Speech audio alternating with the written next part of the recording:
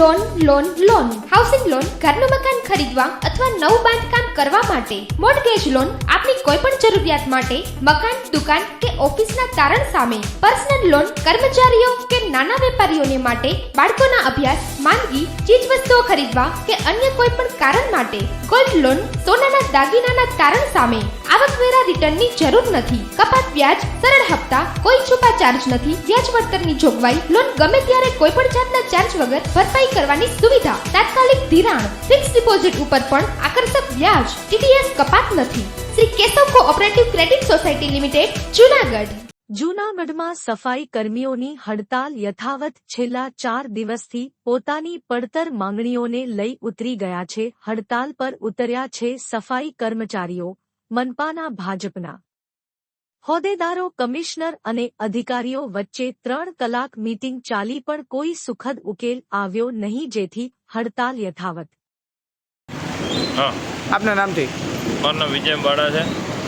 હું સફાઈ કામદારોના પ્રમુખ તરીકે સેવા આપું છું. અમારા સફાઈ કામદારના પ્રાણ પ્રશ્નને લઈ અને 4 દિવસથી હડતાલ યથાવત છે. આજે માન્ય કમિશનરશ્રી, મેયરશ્રી, શાસક પક્ષના તમામ પદાધિકારીઓ તેમજ શહેર ભાજપ પ્રમુખની મધ્યસ્થતામાં અને સમાજના યુનિયનના આગેવાનોની વચ્ચે એક ખૂબ લાંબી મિટિંગ ચાલી હતી. પ્રશ્નોને લઈને પ્રશ્ન રાજ્ય સરકાર લેવલના હોય તેવું અમને પદાધિકારી અને અધિકારી તરફથી કહેવામાં આવ્યું છે. ટૂંક સમયમાં જ અમે ગાંધીનગર ખાતે રજૂઆત કરવા જવાના છીએ અને અધિકારીઓની સાથે સમાજના આગેવાનો પણ જવાના છે. ત્યાં રજૂઆત થયે અમારા પ્રશ્નનો ઉકેલ આવશે તેવું અમને જણાવવામાં આવે છે. હાલ છે તબક્કો છે.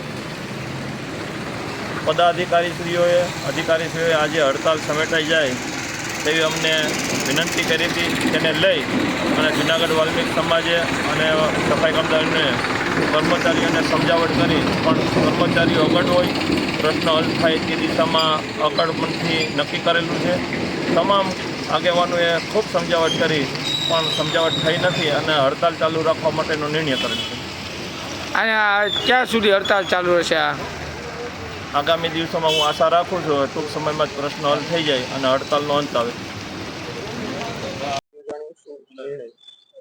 સફાઈ કર્મચારીના યુનિયનના આગેવાનો, વાલ્મીકી સમાજના આગેવાનો, અમારા પદાધિકારીશ્રીઓ, શહેર ભારતીય જનતા પાર્ટીના પ્રમુખ, કમિશનર સાહેબ અને અધિકારીશ્રીઓની સાથે આ બાબતે મિટિંગ કરવામાં આવી છે. હાલ આ વાતચીતની પ્રક્રિયા ચાલુ છે. એ લોકોના મુદ્દા છે, ખરેખર કઈ રીતનો નિર્ણય લેવાશે? એ લોકોના મુદ્દા અને સમાજ દ્વારા, સફાઈ કર્મચારીઓ દ્વારા માગણી કરવામાં આવી છે. આને લઈ અને નિર્ણય યોગ્ય કરવામાં આવશે અને વાતચીતો વાટાઘાટો હાલ ચાલુ છે. 3 કલાકની જે બેઠક હતી એમાં શું આપણે નિર્ણય કઈ લેવામાં આવ્યો? એમના પ્રશ્નો હતા, એમના પ્રશ્નોને સાંભળીને એમની સાથે વાતચીત કરીને વાટાઘાટો કરવામાં આવી છે. આનો સુખદ અંત આવશે અમને વિશ્વાસ છે. તમારા નામથી જે આપણે શું અંદર ચર્ચા થઈ? મારું નામ વિજય વાડા છે. હું સફાઈ કામદારોના પ્રમુખ તરીકે સેવા આપું છું. અમારા જૂનાગઢ મહાનગરપાલિકાના સફાઈ કામદારના પ્રાણ પ્રશ્નને લઈને અમારી 4 દિવસથી સ્ટ્રાઇક ચાલે છે.